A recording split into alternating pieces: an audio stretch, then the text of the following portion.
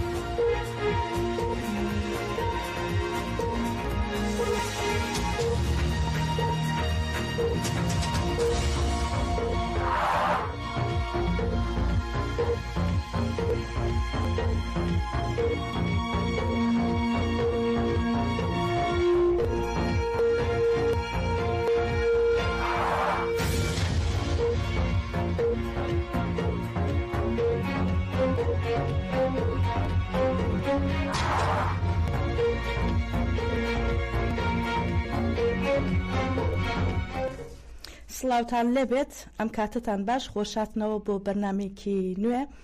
بە یارمەتیا و کارانم بەرنمەیەکی گفتوگۆی ڕووداوەکانتان پێشکەش دەکەین لا گەڵمان بن.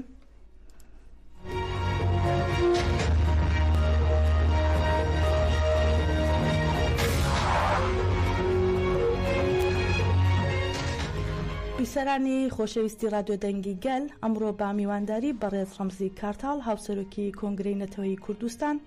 باس لا دوا پێکهاتەکانی پەیوەندیدار بە دەستپێکردنەوەی گفتوگۆکانی ئاشتی و دیدارەکانی شاندی ئیمراڵی دەکەین.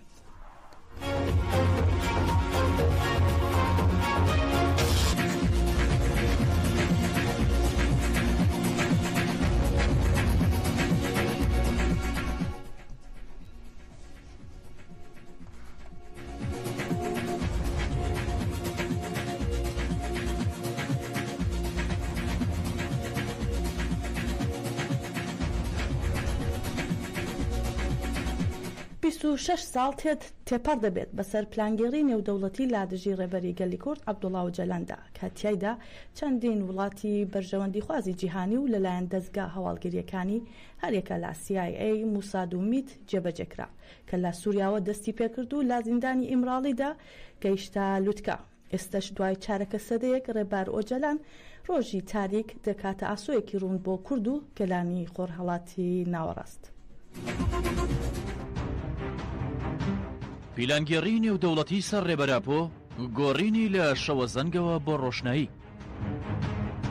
26 ساڵ تێپەڕ دەبێت بەسەر پیلانگێڕی نێودەوڵەتی لە دژی ڕێبەری گەلی کورد عەبدوڵڵا ئۆجەلاندا کە تێیدا چەندین وڵاتی بەرژەوەندی خوازی جیهانی و لەلایەن دەستگا هەواڵگریەکانی هەریەک لە CIA مۆساد و میت جێبەجێکرا کە لە سووریاوە دەستی پێکرد و لە زیندانی ئیمراڵیدا گەیشتە لوتکە. ئێستاش دوای چارەکە سەدەیەک ڕێبەراپۆ ڕۆژی تاریک دەکاتە ئاسۆیەکی ڕوون بۆ کورد و گەلانی ڕۆژهەڵاتی ناوەڕاست. پیلانگێڕەکە سەرەتا چۆن دەستی پێکرد؟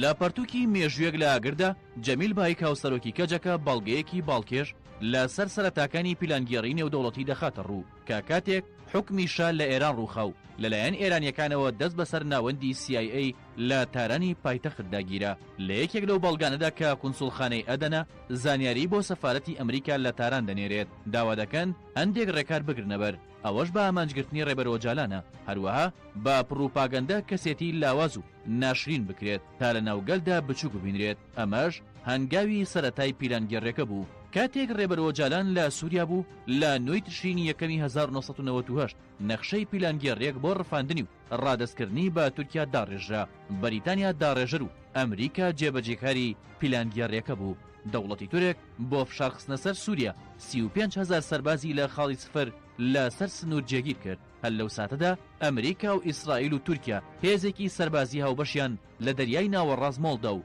موشەکی دوورهاوێژیان جێگیر کرد. پیلانگێڕێکە وا داڕێژرا بوو کە ڕێبەر ئۆجەلان لە سووریا دەربچێت و بیخەنە تەڵەوە. دوجار ڕێبەر ئۆجەلان بە ناچاری سووریای جێهێشت بەرەو یۆنان کەوتە ڕێ بەڵام یۆنانیش جێگەی بۆ ناکاتەوە بۆیە ناچار دەبێت بچێتە ڕووسیا. لەوێ بۆی ڕوون دەبێتەوە کە رووسیاش بەشێکە لە پیلانکێڕێکە. ڕێبەر ئۆجالان ئەو وڵاتەش بەرەو ئیتالیا بەجێ دەهێڵێت. بافشاری یەکێتی ئەوروپا ئیتالیا بەجێ دەهێڵێت و جارێکی دیکە دەگەڕێتەوە بۆ یۆنان. لێرەدا پیلانگەڕی دەگات بە لووتکە. هەموو ڕێگاکان لە ڕێبەر ئۆجالان داخران. بە ناوی ڕەوانەکردنی بۆ هۆڵندا دەبرێتە نایروبی پایتەختی کینیا لە 15 شوباتی ساڵی 1999 پاش ئەوەی هێزەکانی کینیا دەوری باڵیۆزخانەی یۆنان دەدەن و سواری ئۆتۆمبیلێکی دەکەن بەرەو فڕۆکەخانەی سەربازی بەڕێ دەکرێت و دواتریش بە فڕۆکەیەکی تایبەتی دەوڵەتی تورک بەرەو تورکیا ڕفێنرا و لە ئیمڕاڵی گۆشەگیر کرا. زیندانی ئیمڕاڵی چاڵی مەرگ.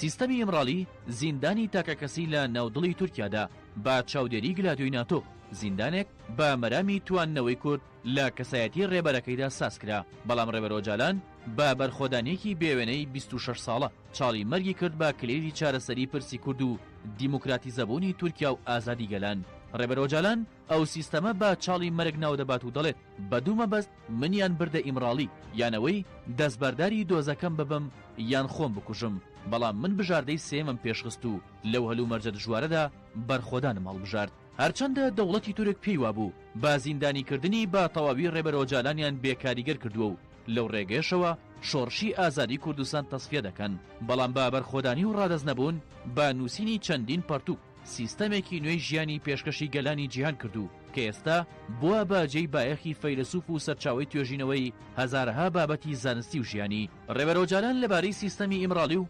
گۆشەگیریەوە دەڵێت کاتێک منیان بردە دوورگەی ئیمڕاڵی یەکەم کەس کە پێشوازی لێکردم نوێنەری سەرۆکایەتی کۆمیتەی دژە شکنجەی کۆنسەی ئەوروپا بوو. پێیوتم تۆ لەم زیندانە دەمێنیتەوە و ئێمەش لە ڕێگەی کۆنسەی ئەوروپاوە چاودێری دەکەین کەچی خۆیان بوون بە بەشێک لە سیستەمی ئەشکەنجەی ئیمڕاڵی. لە ماوەی ئەو 26 ساڵەدا زۆرترین گۆشەگیریان خستە سەر ڕێبەراپۆ لە مافی هیوا بێبەشیان کردو بەردەوام سزای دیسپلینیان بۆ تازە دەکردەوە. بەڵام لە بەرامبەردا ڕێبەری گەلی کورد لە پێناو دۆزی ڕەوای گەلەکەیدا بەرخۆدانی هەڵبژارد و تەواوی پیلانەکانی پوچەڵ کردەوە. بەردەوامیش پرۆژەی چارەسەری ئاشتیانەی پێشنیاز دەکرد بۆ پێکەوە ژیانی ئاشتیانە لە تورکیا و خۆرهڵاتی ناوەڕاست. ئێستاش دوای زیاتر لە سەرەیەک لە نکوڵیکردن لە بوونی کورد دوای 26 ساڵ لە گۆشەگیرێکی تون لە سەرگەلی کورد و ڕێبەرەکەی ئەقڵیەتی فاشست و قڕکار گەیشتە و ڕاستیەی کە تەنها کلیلی چارەسەری کێشەی کورد و گەلانی تورکیا لای ڕێبەراپۆیە. لە ئێستاشدا ڕێبەراپۆ سەرقاڵی پرۆژەیەکی نوێیە بۆ چارەسەری دۆزی کورد و گەلانی ناوچەکە ڕۆژە تاریکەکانی گەلی کورد و گەلانی تورکیا و خۆرهڵاتی ناوەڕاست ڕۆشن دەکات.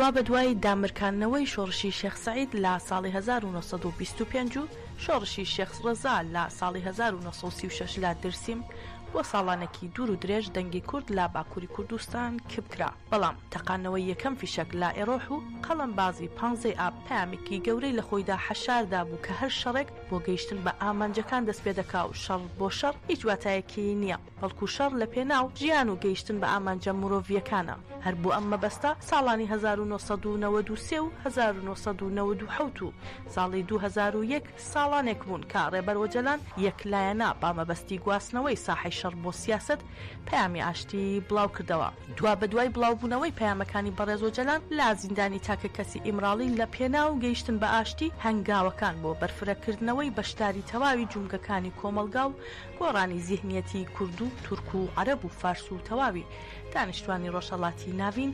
پێداگیری لە سەرچەمکی ڕادیکاڵ دیموکراسی کردەوە و تا سنوورەکانی نەتەوە دەوڵەتی بەرتاز دەرباز بکرێت. ساڵانی 2001 تا 2015 لووتکەی بەرفراوان بوونەوەی ئەم هەوڵانە بوون. لە قەندیلەوە بگرا تا کەمپی کۆچبەرانی مەخمور و ئەوروپاش با مەبەستی دەربڕینی نیازپاکی با مەبەستی پێکهێنانی ئاشتێکی مایەندا کوردان ڕویان کردەوە باکووری کوردستان و تورکیا تاوەکو بکرێت دوای 40 ساڵ لەکوێ ئاشتی پێک بهێنرێت. ئاکامەکانیمان بینی لە ساڵی 2022دا تا ئەم ماوەیە نەتەنیا ئاشتی پێک نەهات بەڵکو ڕێبەر ئۆجالان وەک تەنیا مخاتەب لە ئیمڕاڵی گۆشەگیری خرایە سەر و هاوکات گەریلاکانی ئازادی کوردستان بە تونترین و دڕندانەترین شێوازەوە هێرشیان کرایە سەر. لا نزیکەی سێ مانگال لەمە و بەرەوە بەڵام باسوخواسەکان لە مەڕدەستپێکردنەوەی گفتوگۆکانی ئاشتی هاتوونەتە ناو میدیاکانەوە. ئەو بابەتەی تاکو ئێستا لەلایەن دەوڵەتی تورکیاوە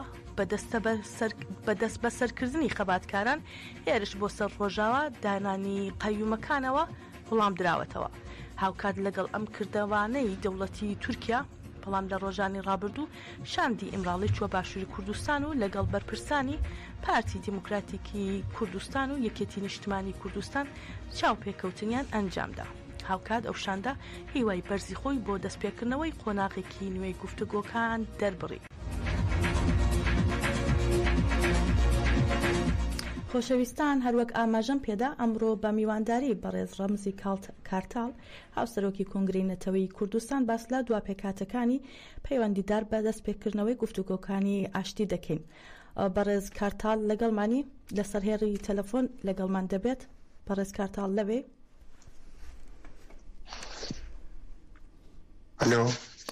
بەڕێز کارتاڵ لەگەڵمانی دەنگی بەێ دەنگیەوە باشنای دەنگیەوە باش نییە بەخێر باش نییە تێمتە دەنگ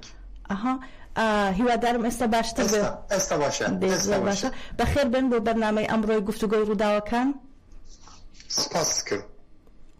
وەک یەکەم پرسیار نزیکەی 3 مانگە باس لە هاتنە ئارای دۆخێکی نوێ دەکرێت و ئاماژەکان نیشانی دەدەن باسوخواسی جددی سەبارەت بە دەستپێکردنەوەی گفتوگۆکانی ئاشتی لە ئارادایە بە بۆچوونی جەنابەت دوای نزیکەی 3 ساڵ لە تەجریدی تونتی سەر ڕێبەر ئۆجەلان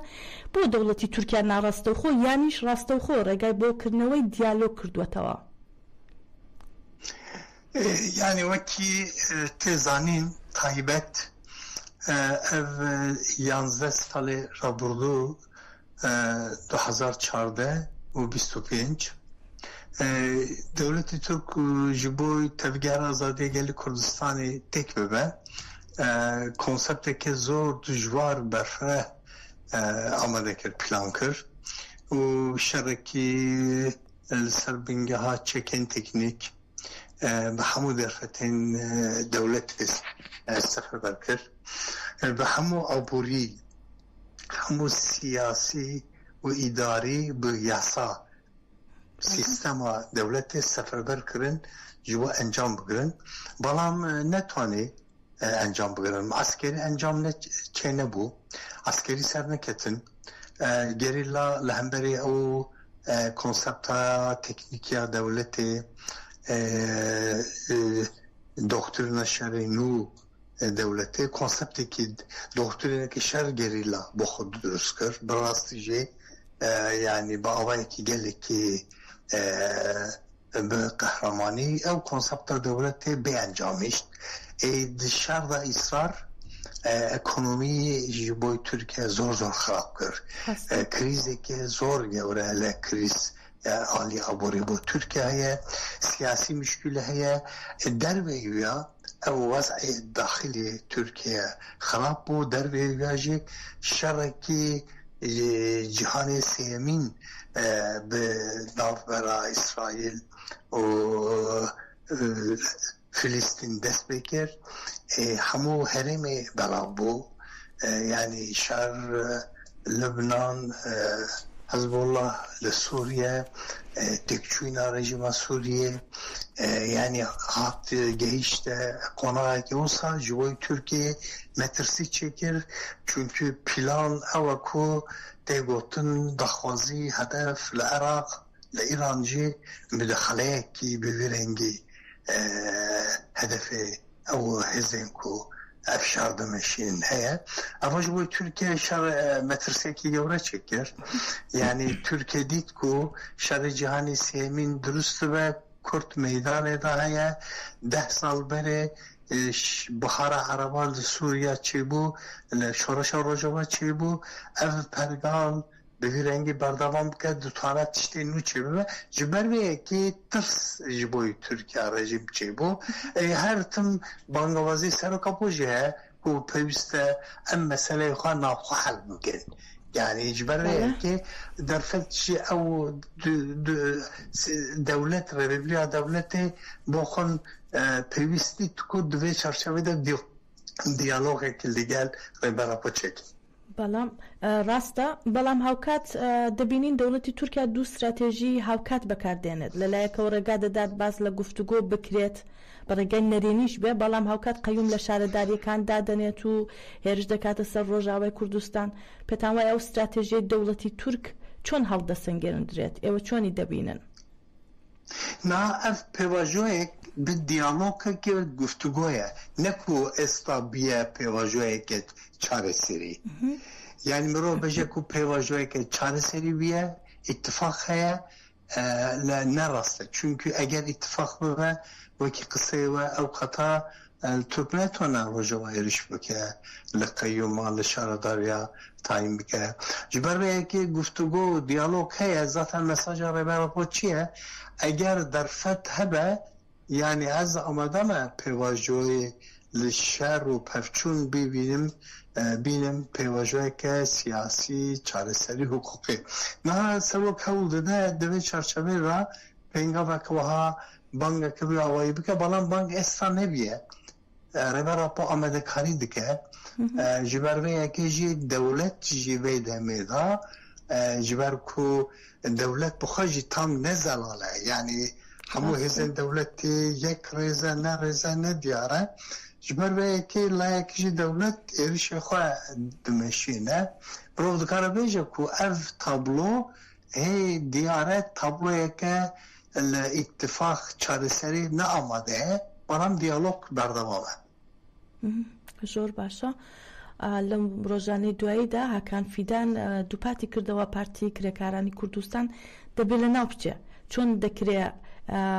یعنی بەو ڕاشکاوانە باس لە ئاشتی بکرێت و هاوکاتیش باس لە ناوبردننی ئەو هێزش بکرێت yani rastî jî ewa siyaseta dewleta Türk taybetî hikûmeta AKP Erdoğan siyasetekî dirû ye yani layekî bi vî rengî gel rêvera xwe diyalog bi vî awayî dimeşînin bi layekî jî wekî we jî got û qayyûm tayin dikin û ser rojava êriş ser gerîla yani mirov dikare bêje ku layekî jî propaganda ji bo gelê xwe bi rêya giştî dikin layekî jî propaganda dikin yani dixwazin hem li diyalog hebe bi awayekî hem jî li ser gelê Türk rêya giştî wekî siyasetekî bi vî rengî hikûmetê AKP dewlet bihêze propaganda siyaset bimeşînin rast e ewa ew nakokî ye ewa siyasetekî xirab e lêbelê ewa jî rastiya hikûmeta Erdoğan û AKP'ye û nerazîbûnekî ciddî di nav gelê me û hêzên demokrasî xezan çê dike tabi ewa nakokiyekî rojekî pir ciddî aloziyekî ciddî çê dike ڕاستە زۆر باشە دێنە سەر هەندێکی دیکەی دیدارەکان بەرەزۆجەلان لە پێگەی ڕێبەرێکەوە وەک ئیستراتیژیسیەنێک هەڵدەدا کێشەکان لە ئاستێکی بەرفراوانەوە سیر بکات و ڕێگەش بۆ دۆزینەوەی چارەسەری پێشکەش بکە دەم پارتی قەندیل و ئوروپا وەک لایەنی جێبەجێکار و پراکتیزەکەری ئەو استراتێژیە چۆن لە ناو خۆیان پەیامەکانی بەرەزۆجەلان پراکتیزە دەکەن رێبەرە بۆ تابی yani xebatekî berfireh dimeşîne layekî hemû partiyên siyasî Bakurê Kurdistanê Tirkiye partiyên siyasî hemû namerê kir gelek rêxirabên cuda cuda li gel wan heyetê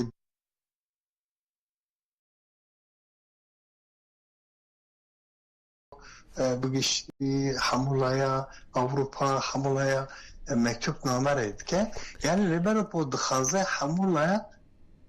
ji bo vê pêvajê amade bike yani vê derê encamên ême li Qandîl Avrupa giştî ême helbestê xwe diyar kir ku û em li gel biryara rêbera bone pêvajoyek rêbera xwe bimeşîne pêwîstî dibîne û ji bo bercivendî gelî Kurd pêwîstî dibîne û ew rewşa pêvajoyê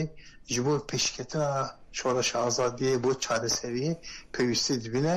ku ev gaveke bi vî rengî dabêje em jî لأو بريارة لقال بريارة ربا راپو دوی وارده چه بريار پشکش بکه ام آمدنه ام پشکریا بانگوازه ربا راپو دکه. زۆر باشە. ئایا تا ئێستا هیچ لایەنێکی نێونەتەوەیی وەک ناوبژیوانکار وەک مێدیۆم پەیوەندی پێوە گیراوە لەسەر ئەم پرسە لەسەر ئەم مژارە؟ Yani ev taybetmendiya ve demeyi her tüm revera bu işaret dikir boy devlette Türk peviste Kurdu Türk em mesele xoya pek var bir nav diyalog ki navxayı da hal bikin heze nav netavayı her tüm siyaset evan bercevendi evan cudaya eğer em bitonin em xwe mesele xwe çareser bikin ama bercevendi geli Kurdu Türk'e de esta و دیاره ریمه راپو دوی چرچوه دا حرکت دکه لحظه که قاده که ناوله توایی داخل نینه. زۆر باشە. سەبارەت بە باشووری کوردستان شاندی ئیمراڵی پەیامی بەڕێز جەلانی گەیاندۆتە باشوور لەم قۆناغەدا باشوور و پارتە سیاسیەکانی باشوور چ ئەرکێکیان دەکەوێتە سەرشان دەبێ ئەوان چی بکەن؟ ئایا زانیاریەک لەسەر ئەمە هەیە بۆمان بڵێن؟ Yani çava ku le Türkiye hem layani Kürt layani Türk hem bu partinin siyasi rehber medeni ve barapod xaze beştari ve pevajoy bike evaj boy başuri Kürdistan'ı jivaya hem hükümet partiyin hükümet hem gişti opozisyon gişti le başur ji ve barapod xaze le tekil bike yani ev pevajo çünkü ne ku tani meseleyi Kürt Bakur'e. Ev meseleyi Kürt, Bakur bir diyalog bir rengi çağrıser bike ev bandora xwal le hemû herêmê çê dike. Hemû parçayên Kurdistan li rojhilat tanavîn qada navnetebayî bandor dike. Ji ber vê yekê ji rêbera po ne ku tenê biryarekî dike gav daveje. û dixwaze li parlamentoya Türkiye, parlamentoya Başûrê Kurdistanê hêzên derbihî parlamento, rêxrawên medenî, rêya giştî û hemû hêzên civak li gel û dixwaze ku di vê pêvajoyê de beşdar bibin û piştgiriya vê pêvajoyê bikin. زۆر باشە. بە هەمان نسبەت ڕۆژاوا چۆن دەتوانێت خۆی لەگەڵ ئەم دۆخە نوێیەدا بگونجێنێ بەڕای ئێوە؟ Beyguman xaleki geleki girinci Rojava'ya yani çünkü ev pevajoya rêbera po dixwaze pêş bixe ew bandora xwe yekser ser Rojava jî çêke ji ber vê yekê ew êrişî Türk ev siyaset nakokê rêbera po bi vê çareseriyê dixwaze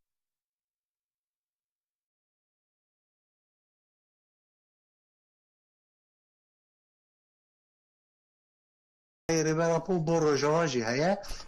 ji divê çerçeveda mirov pêwîst e bi giştî hemû parçayên Kurdistan û Rojava jî daxil vê pêvajoyê bi giştî bi hevra hil dide dest çünkü keşeyê Kurd yek parça nîne yani çareserî hemû parça bi hevra gerê daye.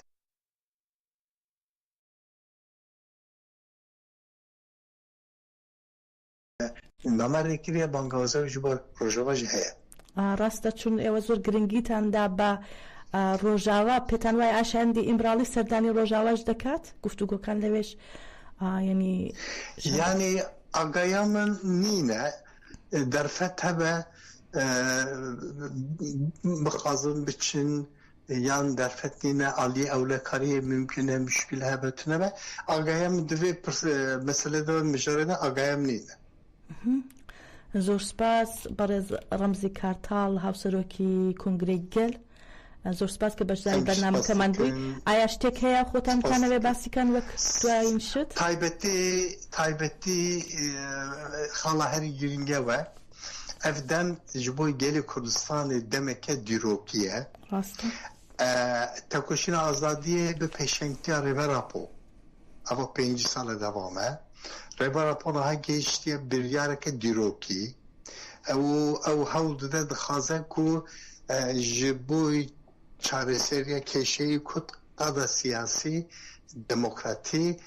derfet çêbibe ew dorpêçan li qada navnetewayî لسر گلی کرد و ترگیر آزادی پکیکی و کرملیزه کرن تروریزه کرن دخوازه وان سیاست ها تک ببه دیسا ابو همان سیاست ها ترک دخوازه تک ببه و ریگا سیاسی دموکراتیک بو چاره سری چکه اما مرحله که دروکیه جبروه که جی گلیمه تایبتی بزانبه ریبرا پو و دمه دا تایبتی پیشیا قدا سیاسی قدا جواکه ویدی که دوره قدا جواکی زیادتر دوه پیوسته گلیمه ولات در وی ولات و دمه خود تنظیم بکر ریخستم بکر چرچفا پارادیگم ریبرا پو دا خو آماده بکر پیشگیریا حمله ریبرا پو بکر دم آزادیا گلیمه دم آزادی ریبرا پایه او حمله آزادی با ریبرا پو چارسری با پرسکری که کرد حمله که گلی که دروکیه او پینگا و ریبرا پو او حمله هر دو یکسر تمام دکن دوی چرچوی دا پیوسته گلیمه حشیار ببه او حمله بانگوازی ریبرا پو خودی درکه کار خبات خود گوره بود زۆر باشە زۆر سپاس بۆ بەشداربوونت دیسان بەڕێز ڕازی کارتاڵ کاتێکی خۆشت ببێ دەم باش خۆش باش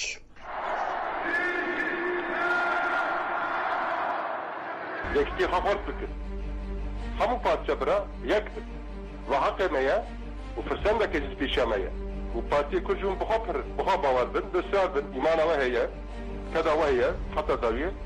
شغڵانده بدن ئەگەر مە کووردا خوا یەک کرا باکوور باژوور ما بهذا ما العراق يجي برتش قازانش بكرة ما يجي إيران يجي برتش قازانش بكرة هنك بالدوستاي هنك باتفاق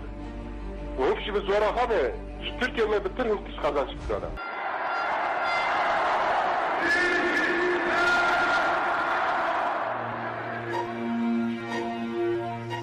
کەمێک پێش ئێستا لە شاری هەولێر کۆبوونەوەی شاندی ئیمراڵی دەم پارتی لەگەڵ مەسرور بارزانی کۆتایی پێات ماوەی کۆبوونەوەکە 45 خولەکی خایاندووە لەبارەی کۆبوونەوەکەوە بەشی ڕاگەاندنی پارتی یەکسانی دیموکراسی گەلان دەم پارتی ڕاگەیان لا کۆبوونەوەکەدا گفتوگۆ لەبارەی هەوڵەکانی بەڕێز ئۆجەلان بۆ چارەسەری کێشی کورد کرا و گوێلا بۆ چوونەکانی مەسرور بارزانی بۆ پرۆسەکە گیرا دوای کۆبوونەوەکەیان شاندەکە ڕاستەوخۆ دەگەڕێتەوە باکووری کوردستان و کۆتایی بەسەردانەکانیان لە باشووری کوردستان دەهێنن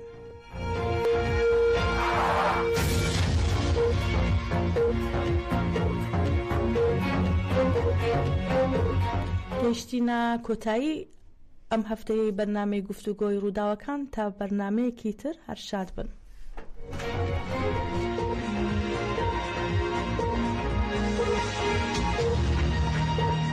گفتوگۆی ڕووداوەکان ڕوودا و پێشهاتەکان گفتوگۆ دەکات